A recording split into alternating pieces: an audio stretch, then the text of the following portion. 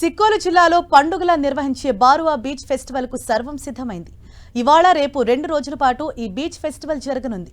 శ్రీకాకుళం తీర ప్రాంతానికి మణిహారంగా Baruva beach festival జరగనుంది. బీచ్ ఫెస్టివల్ పై సమీక్షించిన జిల్లా కలెక్టర్ స్పిల్ దినకర్ అధికారులకు కీలక సూచనలు చేశారు. అనంతరం ఏర్పాట్లను పరిశీలించారు. ఎవరికీ ఎటువంటి ఇబ్బందులు కలగకుండా ఏర్పాట్లు చేసినట్లు తెలిపారు.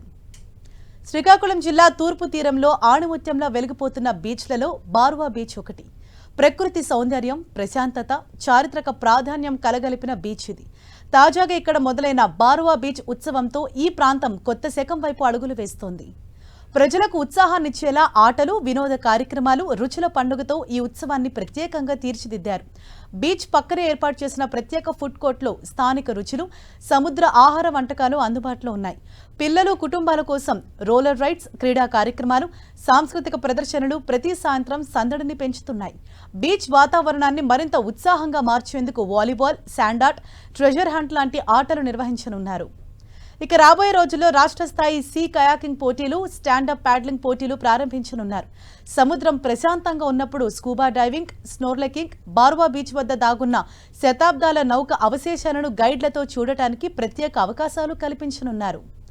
ఈ ఉత్సవం శ్రీకాకుళాన్ని పర్యాటక రంగంలో నిలిపే దిశగా ఒక తొలి అడుగు.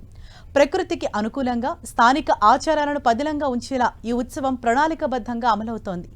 భవిష్యత్తులో బారువా బీచ్ను రాష్ట్రంలోనే కాక దేశవ్యాప్తంగా ప్రముఖ బీచ్ టూరిజం కేంద్రంగా మార్చే లక్ష్యంతో ఈ కార్యక్రమం కొనసాగుతోంది.